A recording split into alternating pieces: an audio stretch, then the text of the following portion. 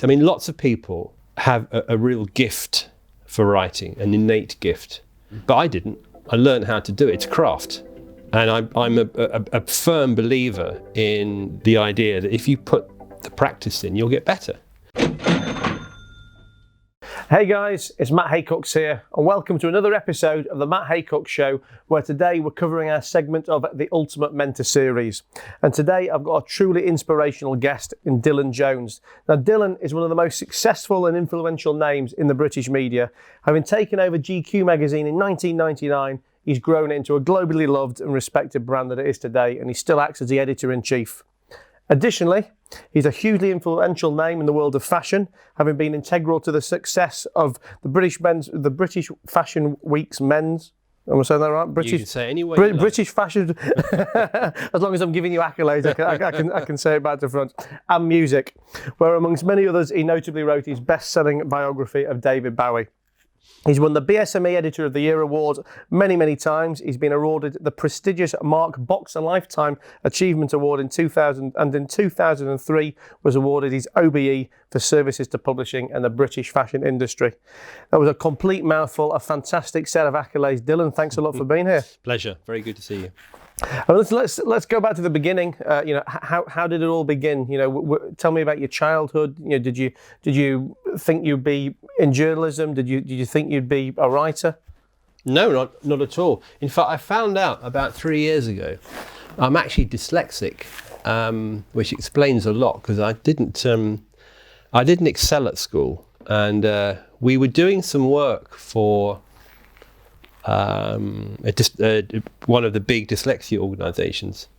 Where we were doing a project together, and I was with this woman who's very senior in this organisation. We're talking, after about 25 minutes, she says, "You're dyslexic." I said, "Thanks very much, but I'm not." And she said, "You are." And she got me to do this test, and it all made sense. I'm not a terrible dyslexic, but I've never been able to spell. I used to have a huge issue with reading. And actually, my younger daughter's dyslexic. And that's kind of a great connection for us. But I didn't excel academically when I was at school at all. I mean, how does that dyslexicness actually only get picked up so late in life? You're given the reading and writing being absolutely integral to your day to day. Well, I've always maintained that. I mean, lots of people have a real gift for writing, an innate gift, but I didn't. I learned how to do it. It's a craft, and I'm a firm believer in the idea that if you put the practice in, you'll get better. And I say to young people who come and work for us at Condé Nast, I say that if you just practice, you'll get better. It's like anything. Just put the hours in, work. You'll get. But it's crafty. It's like knitting. Mm-hmm. You're knitting things together. Some people are effortless writers. It's fantastic. You can just write something in 20 minutes and it's perfection. I remember when years ago when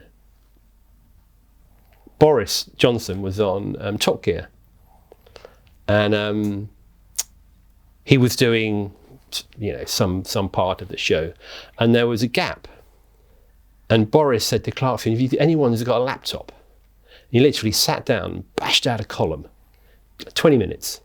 And Clarkson said he read it in the paper the following day and said it's a work of genius. I mean, some people just have the ability to write very, very well, very, very quickly. I can write quickly, but it's work. It's a craft.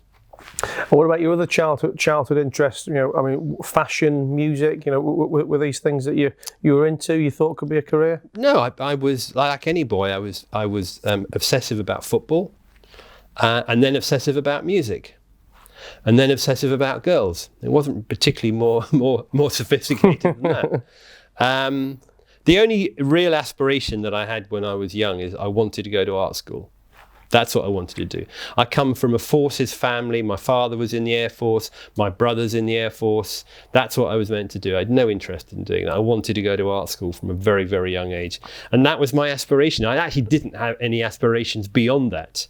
I've never been someone who has been strategic about anything that I've done. I've just bounced between things that I've been quite interested in. And if you went, well, you did obviously go to art school. I mean, if you were going to have done that, what were you expecting your plans to be afterwards? I mean, did you want to use that? I literally had no idea. I wanted that experience. And actually then, this is 40 years ago, everyone goes to university now. I think you have to. It's a great Blair revolution. But in those days, people didn't go to art school. Very small percentage of the population went to further and higher education. But I had a fantastic time. I loved it. It was everything I expected it to be. And after that, I kind of drifted. I was a layabout. I wasn't particularly. I was a very bad photographer. But I probably could have become a much better photographer if I'd have practiced or had the interest in it. And actually, I was very, very lucky in the way that I bounced into my career. And from a journalistic career perspective, you started at ID magazine. Yeah. I mean, how did that come about? It was extraordinary. Literally, in 1982, my day consisted of getting up as late as possible. I lived in Peckham. Getting up as late as possible so you kind of only had one meal a day. You'd go to the local chip shop, watch Channel 4, which just started, and then you go out to a nightclub. And that was literally my life. Sounds perfect, to be honest. It's fun for a while. And the thing is, and I've never really understood this, but I wasn't stupid.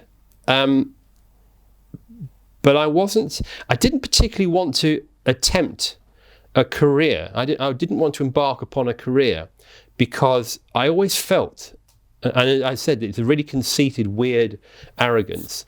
I always felt that there was something better. And so I did menial jobs. I did deliberately menial jobs because I didn't want to start pursuing something just for the sake of pursuing it. So I was a barman, cocktail barman. I was a film extra. I shoot down Roger Moore's plane in Octopussy. You're welcome. I just did rubbish jobs and bounced along. And I was really lucky. Whenever we have we try and get as many interns through our company as possible. I think it's really important to try and give people a chance. We have to give a lot of people in, as many as we can. And they occasionally come in for a chat and they ask for some advice. And I say there's two things.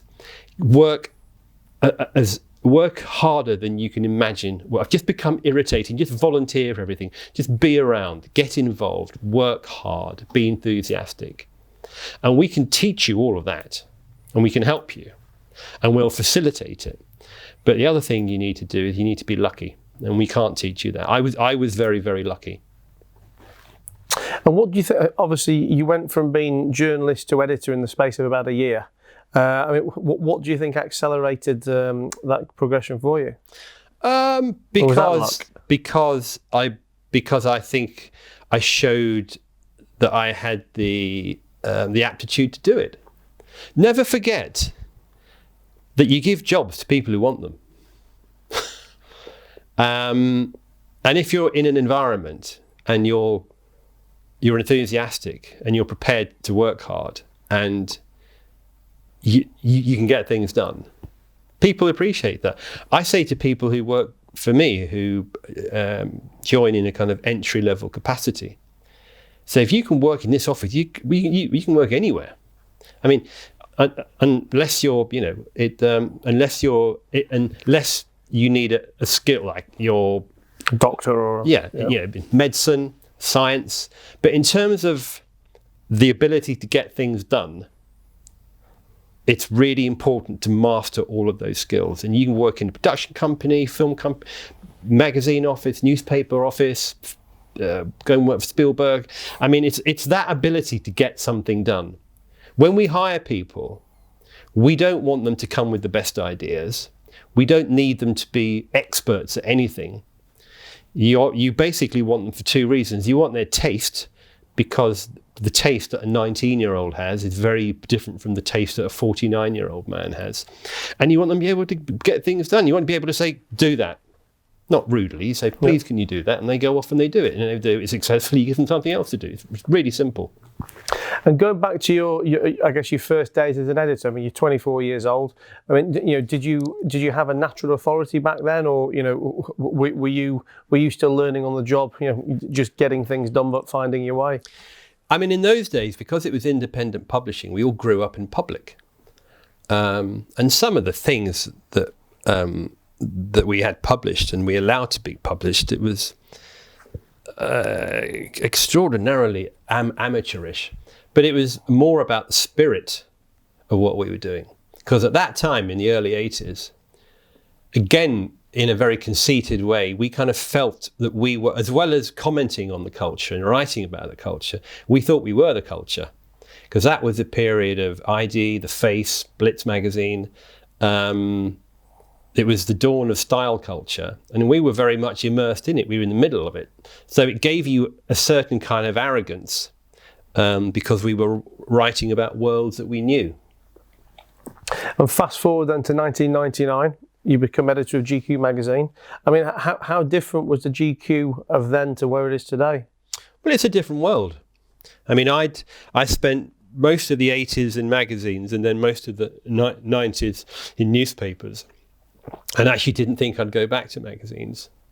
But then the opportunity to work at Condé Nast came up. And it was a very thrilling time, but it was tricky because in the mid to late 90s, there were probably 15, maybe more men's magazines in this country. And it was a thriving sector. The men's magazine market was booming. And you'd go into the W.H. Smith just by Holborn Viaduct.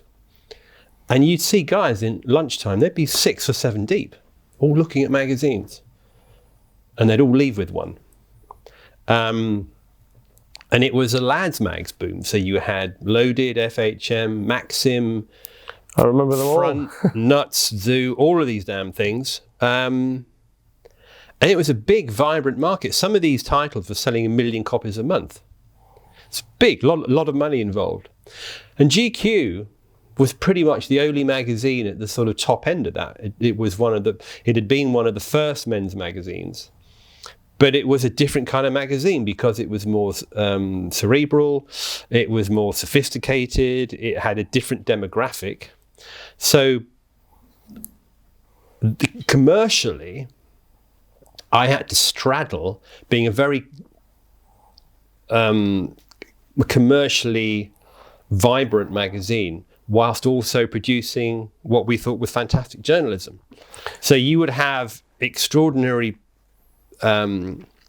pieces of journalism, great writing, but you'd inevitably have a scantily clad woman on the cover, because if you didn't, the magazine wouldn't sell and you would be fired. So it was a very precarious time. And now, of course, none of those magazines exist. We're literally the only one left.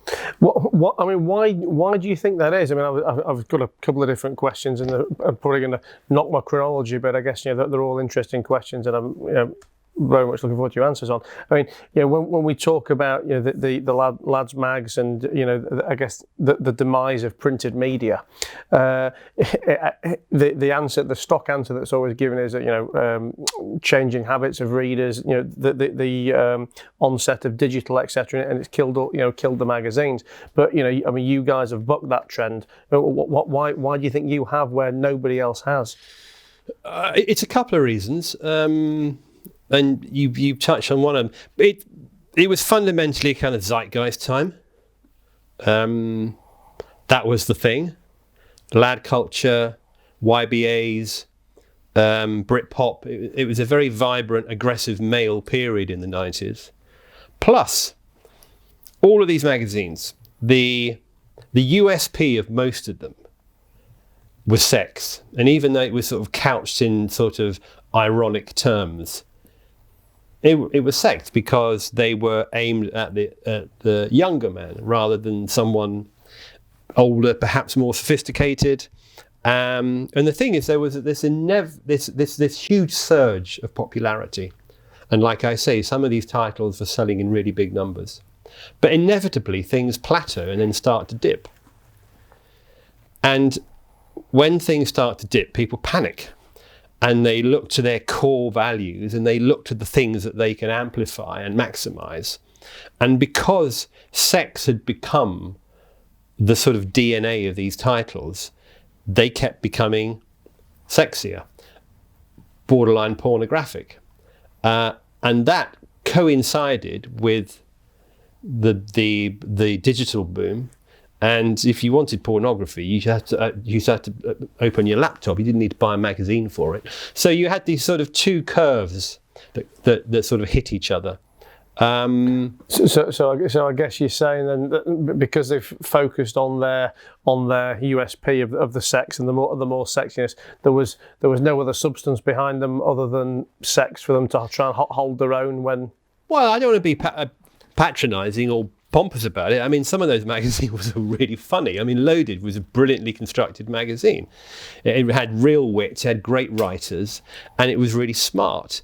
And some of the other magazines had a kind of vibrancy and a kind of piquancy about them too. But people grow up, and that a lot of that demographic moved on and grew up, and also it ceased to be kind of funny after a while. It just seemed a bit sad. So going back to when you joined GQ magazine, and obviously we talk about the fact that it was a different world back then to what it was now. But did you have a vision to take the magazine in when you joined, or were you a steward of something already great? No, I very much had a very particular idea, because I'd worked in newspapers for 10 years, where newspapers had spent the bulk of the 90s aping magazine culture. Particularly Andrew Neil, when he was editing the Sunday Times, turning it into a multi-section newspaper with colour magazine, culture, style, travel, sport, etc., etc.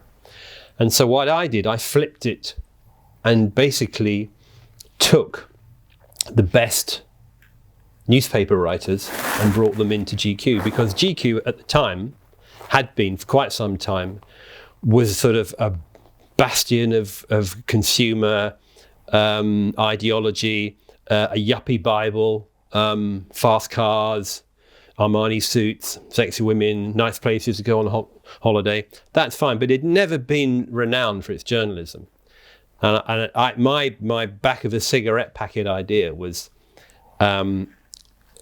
let's fill this yuppie Bible full of great journalism. And that's what we did. We hired the best writers there were, and they came to work for GQ. What was your approach to managing this, fantastic stable of writers? Twofold. Writers like money, and they like flattery. And if you go to, it's like a football team. You say, we've got, this back four, we've got that, we just signed these guys. We want you, you're the sweeper, etc., etc. You basically say, we've just hired XYZ. We've hired Dominic Lawson, we've hired Tom Wolfe, we've hired Adrian Gill, Boris Johnson, Simon Kellner, Miranda Sawyer. Would you like to come? And they're flattered by the environment. Plus, we paid a lot of money. And did you then have to?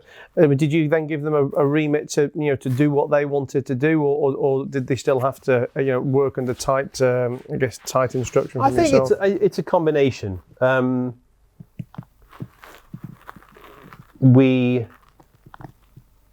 Most ideas tend to be generated by the editorial team. You'd be surprised how few ideas freelance writers have. But one of the things I said to people is that, particularly columnists, they say, write what you can't write anywhere else. Make this work for you. The worst people who are the journalists who just want the money, and they're doing this. They don't really care, but they don't last very long.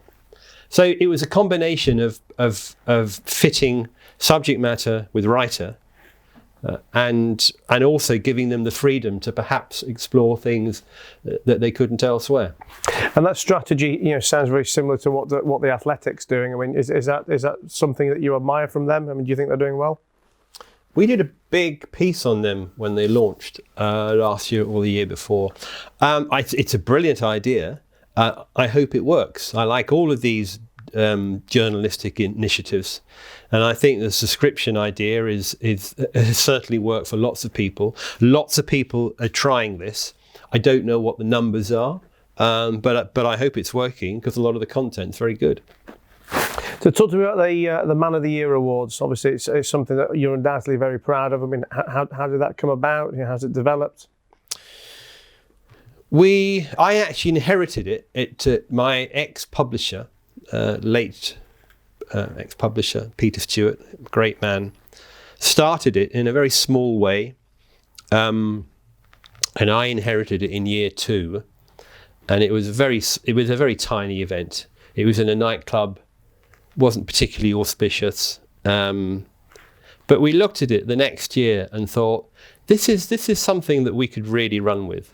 No one does this. No one did award ceremonies at the time. You had the Brits, which was called something else at the time, and you had the BAFTAs, both of which were pretty big, but nobody else did something. And we just basically we made the decision to have a sit-down ceremony. This is in either 1999 or 2000, possibly 1999. And 2 really famous people came. We had Chris Tarrant and Paul McCartney. And we were blown away by this. We thought, this can work. Were they nominated for awards, were they? Or they Yeah. And we just worked and worked and worked and worked. And over 20 years, it's become one of the biggest events in the country. It's a big deal, and it's been endlessly copied by people, and it's been copied globally. It's been copied by GQs all around the world. But that's fine. But we're very proud of it. But it was. It's not the smartest idea in the world. But it's like anything. It's about delivery, and a lot of the things we do, marketing-wise, concept-wise, initiative-wise, they're not necessarily out-of-the-box ideas, but it's all about the delivery. And each year we just try to incrementally improve every aspect. It was the quality of the talent, it was the quality of the presenters, it's the silverware, the glassware, the lighting, the music, the musical guests, the decoration, the invitations, the red carpet, the flowers, everything, just trying to make something where the attention to detail is as good as you can make it. And talking about awards, I mean, obviously during your time at GQ, I think it's 34 awards that's been won. I mean, how important to you and to the brand are the awards? I love it when our writers and our photographers and our designers win awards. It's great. It's very flattering. I'm not sure what it means to the consumer, but it's a validation of what people do for a living. So it's flattering, and I'm very pleased they continue to do so. And you mentioned the GQs around the world. I mean, how do you manage and I guess maintain brand values across multiple countries, multiple editors? What's your strategy? The most important thing is to not drop your quality control. And I think that if you diminish your editorial, all you're left with at the end is a logo. And that's all you're left with. You're just a brand. You have to have incredible attention to detail, and you have to really pursue excellence. That's all we have. If we don't have excellence, we have nothing. But I do think that in a world awash with fake news and everything's free on your telephone, I think we are entering a stage where there's a reappreciation of expertise, which is why people are now prepared to pay for quality content, which is why something like The Athletic's working. Obviously, we talked a minute ago about quality content and the fantastic stable of writers that you've developed over the years. I mean, we can't have today's conversation without me asking you about what it was like to be the boss of the future Prime Minister, and if you probably knew what he had in store for the future. He was Boris, as I've already said, was a great writer. He had his challenges. I mean, I can't remember the exact figure, but whilst he was our motoring correspondent, which I think he was for 7 or 8 years, in the end, the accounts department refused to pay all the parking tickets. It got to such a stage. And I think it was something like £3,000 we paid in parking tickets. I mean, an extraordinary figure. Also, there was the odd occasion where a car would be delivered to his house. He would write the review, and then the car would be picked up. The mileage hadn't changed, but that's fine. It was forgivable. But he was a great member of the team. It sounds like his corona statistics. And I guess obviously, a lot of my audience are entrepreneurs, young entrepreneurs. People seeking advice of successful people. And you, over the years, you've interviewed probably everyone who's worth interviewing. I mean, any particularly memorable characters or stories, or if there was one standout person that you could recommend to my audience that that's someone you should follow or read about or emulate. Having interviewed lots of people. The people that you tend to have the most respect for are the ones probably who have the most respect for you, and they tend to be people who've been famous for a very, very long time. Often, people who've been famous for 5 minutes are the very worst people, because they just suddenly think that that's it. And I've interviewed a lot of people who became successful in the 60s. A lot of people who came from traditional working class backgrounds in the 60s. And they were all involved in what has become known as the swinging 60s, which is a very small pool of people. It probably wasn't more than 500 people. And I've interviewed a lot of people from that period. And they all say the same thing. They all say that they made the most of it. They had the best time. They were so grateful. It was fantastic, because they all thought they were going to get the tap on the shoulder and say, come on, that's enough. You've had your 18 months, you've had your 3 years, your 4 years. And they tend to be incredibly grateful, because they didn't think that what they were doing was going to turn into a career. They thought it was something very fleeting. And I think that this is not a particularly original thing to say, but I think one of the problems with fame and success at the moment, driven by social media, is the fact that there's a huge expectation amongst young people that it's easy to be famous and successful, and B, that's all you need to have a happy life. And it's very intoxicating. And I still find it baffling why very smart young people have to embellish their lives to such an extent that they're portraying completely fictitious versions of themselves. That's terrible, and it's really damaging. And talking about obviously these people who've lasted the years of fame, from the 60s and on. I mean, what would you say are some of the kind of key traits or characteristics of these people that you think is what's made them last over the years? I mean, is it as simple as just talent, or? It's not talent, no. It's working hard. It's being nice. It's being respectful. Knowing and meeting and working with a lot of people in the entertainment industry. You can get away with being unpleasant if you're successful. But if you start being unsuccessful, nobody wants to know you. And that's not rocket science either. Why do you have to be unpleasant? Mm-hmm. And there's no reason why you have to be unpleasant, or discourteous, or rude, or brusque. Those people get found out. And also, I think that there is still quite a disconnect between, often with people, with their public persona and their real persona. And the best people are the ones whose public persona is exactly the same as their real self.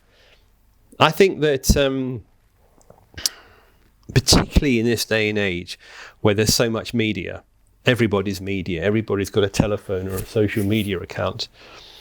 But what people want is transparency and honesty.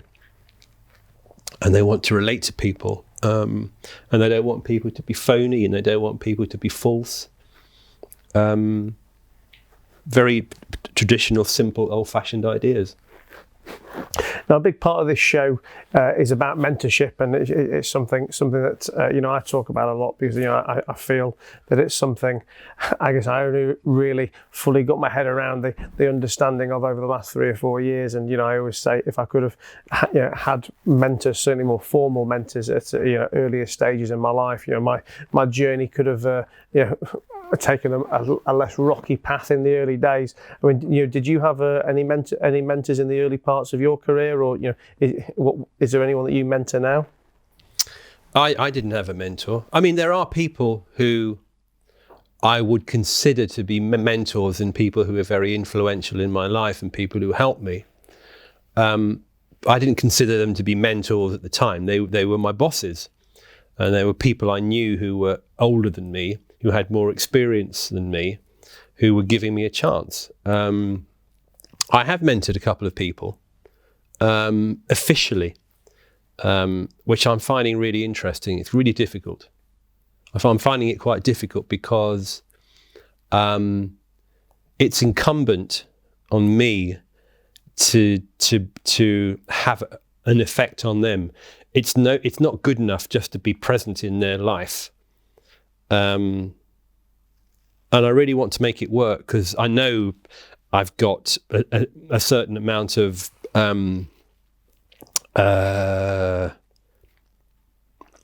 associations, relations that and connections that can potentially help these people. But you've got to do it in a way that is comfortable for them and potentially works for them. I mean, what's your particular style or strategy of mentorship? I mean, do you formally sit down with these people and they kind of pick your brains, or do you send them on a journey, on a path? It's finding out how you can help them, not just not terms of structurally, or possibly introducing them to someone who may give them a job. If you can do that, that's great.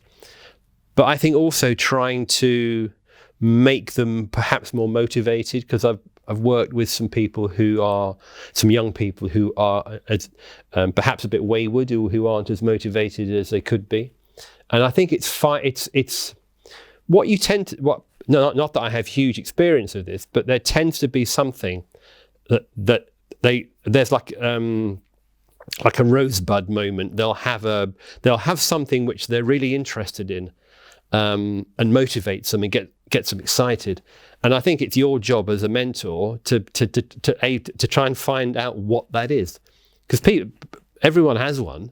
You just got to find out what it is, and kind of make them tease it out of them and encourage that enthusiasm. Because I do think, and again, this is a cliche, it's not. I do think that people thrive when they're doing things that they enjoy.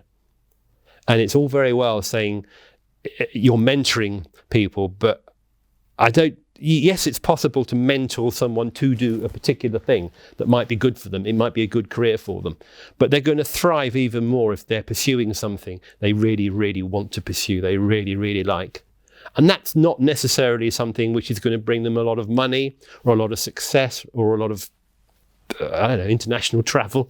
Some people want those things, but not everyone does, and not everyone should. Well, do you think that your motivation was lacking at certain points in your career? Yeah, I mean, yes, actually. And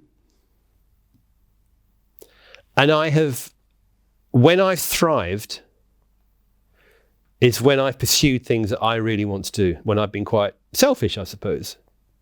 When I've done things because I thought I ought to do them for the sake of my career, invariably they turn out to things that they turn out to be situations and periods of my life that I haven't particularly enjoyed. I may have been good at them, but I didn't particularly enjoy it. And life is short. Are there any particular, standout mistakes that you've made over the years that you look back and knowing what you know now, or if you perhaps had a mentor at the time you may not have made?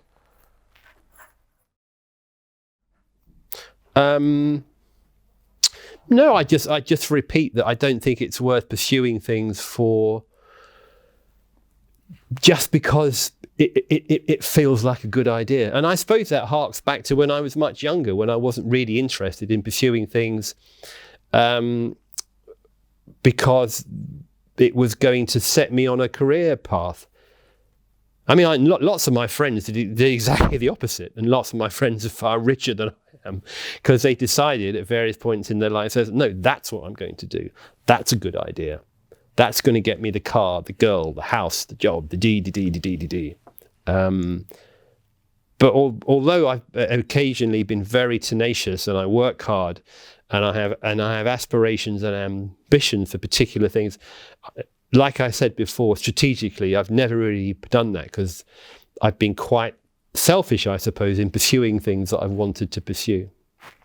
I just want to talk a little bit about Dylan the man now, and obviously I'll top you up with some water in a sec as well. But obviously you're very well known for your association with fashion and for your style, etc. I mean, how would you describe your own personal style? I wouldn't.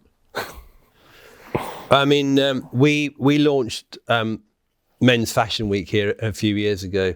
And it's been a great platform for young designers, and it's been quite successful. It's very challenging at the moment, and invariably you'll get a questionnaire from usually international journalists. They seem particularly interested in Asia, actually, and they'll say, what's your style regime and things like this. I mean, I get up in the morning and I put on a blue suit and I go to work. I mean, I've never considered myself to be a dandy or particularly adventurous in what I wear. I mean, I think that's something that comes with the job, really.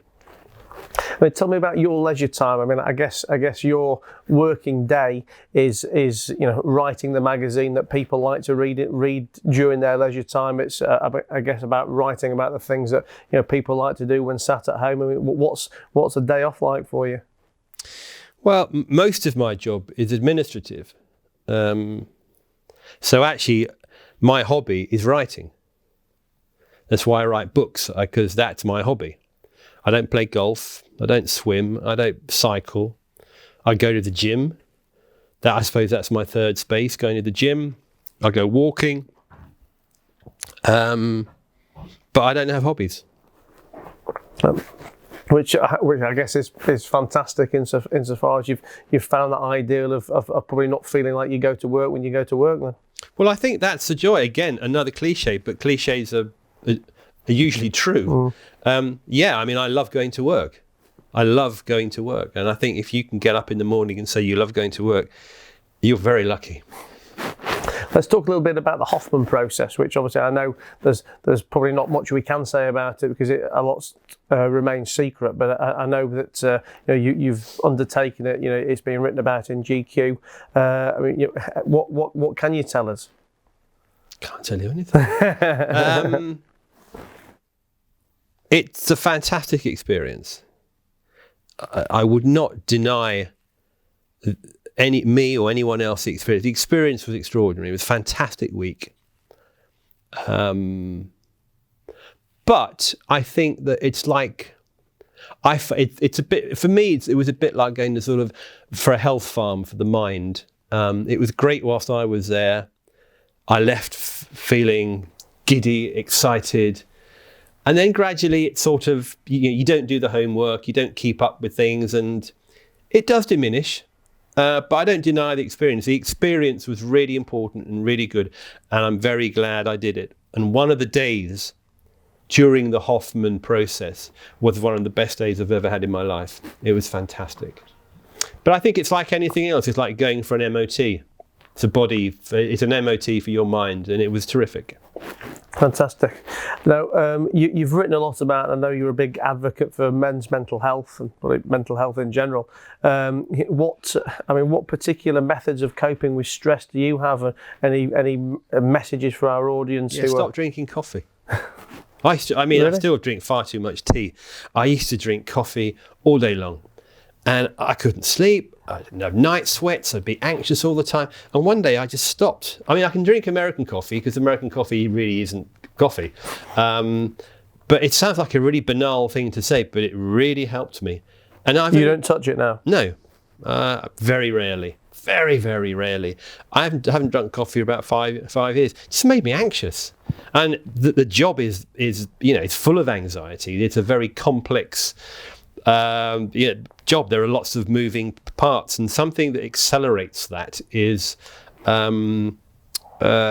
completely unnecessary. Plus, I've got a very stabilizing, amazing family. I feel very lucky and blessed. That's the most important thing in my life. And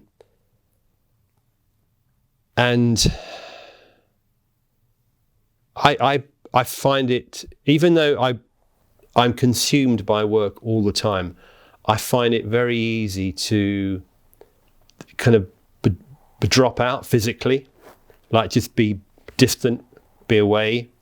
Be away from work? Yeah, I like walking in the Welsh mountains. That's for me great solace. I might be thinking about work all the time, but I'm completely separate. And that for me is, I don't want to bump into people all the time. I don't want to, there's so much of this world, your world, our world, which are about connections and about so-called, that old-fashioned idea of networking, of going out all the time. And that's great. But it's also great not to do that too. And I think you need solace. You need a home life. You need to do... I remember once a friend of mine said, why do you go to the supermarket? Why don't you just get it delivered? Or why doesn't you... It's like, I think it's really important to do really boring things. Really important. But do you enjoy going to the supermarket? Yeah, I think you have to. I like that thing of, when my wife goes away, when my kids go away, I'm feral. I just stand in front of the fridge eating. I mean, it's like I like the idea of not being a performer all the time, or being on. It's yeah. I love doing feral. I love doing the food shopping myself as well. Actually, a lot of my mates always, ask why I'm not doing it online, or why, I don't use someone else to do it for me. But I think, for me, there's something I wouldn't say therapeutic, but certainly enjoyable about, going around and picking things off the shelf and looking at what you want. And I always end up eating in the supermarket while I'm walking around. Do you? Oh, there's always. Don't you get arrested for that? Well, I do pay for it when I get to the counter. So you say so. But true stories. My daughter's mum got almost arrested at Sainsbury's for grazing on grapes. I'm not surprised. And they held her in the upstairs room. I mean, tell me. Obviously, you've had a phenomenal career. Many stellar moments. I mean, is there any one particularly standout moment? So, something that makes you look back and smile. I just feel very lucky that I had the opportunity to. I mean, some people say you make your own luck, but when I was given the opportunity to enter this world, a world that it had never occurred to me to have anything to do with before, I was doing it for about 5 minutes, and I realised I'm really like this. I wasn't any good at it. I mean, I really did grow up in public, and that thing about learning to do things. I mean, I learned on the job. I couldn't write, couldn't spell, still can't spell. I'd never edited anything before. We'd never been in charge of anyone before. I really grew up on the job. And I found that fascinating. But I maintain that if you want to be a writer, all it means is practice. You just got to practice. You might be incredibly gifted, but if you're not, you can still. Most people can write if they put their minds to it. They've just got to put the hours in. And what have you learnt about yourself? I guess since all those years ago at St Martin's. I've learnt to trust my gut, and for years I didn't. Do you think that's an important piece of advice to anyone in any sector? Always. If you're, it's like when I ask someone, and I'd still do it. It's stupid. If I leave my office and go and walk on the editorial floor and ask someone a question about something, I already know the answer, because I don't mean that in a conceited way, but I say, shall we do X? Should we go left or right? If I have to ask someone, I realise that I already know the answer. Because if you have to ask someone else, you know what I mean? You just got to trust yourself. Sure. And don't second guess yourself either, because you're no sharper at the age of 40 or 50 or 60 than you were at 18. I think there's this big fallacy that you accrue interest, you accrue experience, you become more experienced, and perhaps have greater expertise the older you get, but your judgment doesn't really change. I think your judgments, well, look at sport. Some people have amazing judgment when they're 14, when they're 18, when they're 22. That judgment is just as important when you're young as it is when you're older. You don't learn that. And I mean, I guess there's probably moments over your career when you've maybe needed bringing back down to earth. You've spoken a lot about your family. Are they a good grounding force for you? Oh God, yeah. For years, I thought I'd grow. When our girls were younger, I thought I'd be trendy dad. I thought, it's like, and they don't care. I mean, they like all the free stuff and the cinema tickets and the tickets to pop concerts and being able to get discounts on clothes. But no, I'm just, you're just a dad. You're just a sad old dad. How old are your kids? They are now 20 and 22. I've got a 14-year-old, so I'm probably en route to suffering a similar fate. You've got a world of pain ahead of you, let me tell you. Well, I mean, obviously, it's been fantastic to talk to you. You've had, I guess, a long career and life of so many achievements. But what have we got to look forward to in the future, or what are some of your upcoming plans? Well, the most important thing is the continuation of and the growth of our brand. I mean, if you look at where publishing was even 10 years ago, it's a different. It's practically a different industry now. And we pivoted to events very early. We pivoted to digital very early. But one of the things that has happened during the last year is there has been a digital acceleration of everything. And we continue down that path. And in September, we had our biggest month for traffic ever, nearly 5 million eyeballs. Wow. Business is good, but we've had to work really hard at that because it's whole new skill sets. It's so sophisticated now, dealing with algorithms, social platforms, and the whole nature of the business has changed so much. It's fascinating, but it's kind of terrifying because you've got someone on your shoulder saying it might not work. It might not work. I mean, it is working, and we're making a success of it, but there is a long way to go, because I think that in this world, this new world that we're all in now, I think it feels like we're in the foothills. It's like it's the infancy of this huge change, and it's exciting. But I still think there are a lot of people who are aghast at the rapidity with which everything changes now. Not just in media, in retail, in transportation, all different areas, because things are changing so quickly, and you have to adapt really quickly.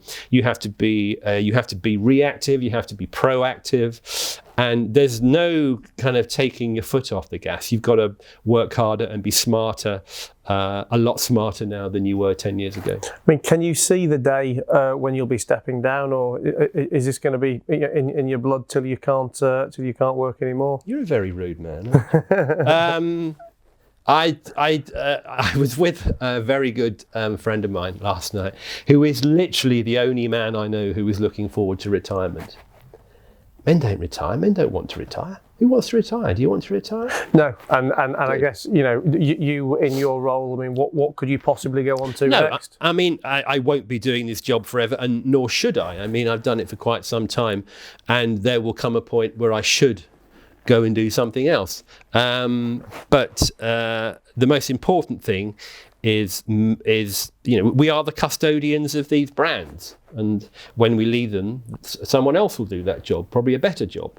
But you need to leave a brand in a better state than it was when you inherited it, and that's my ambition.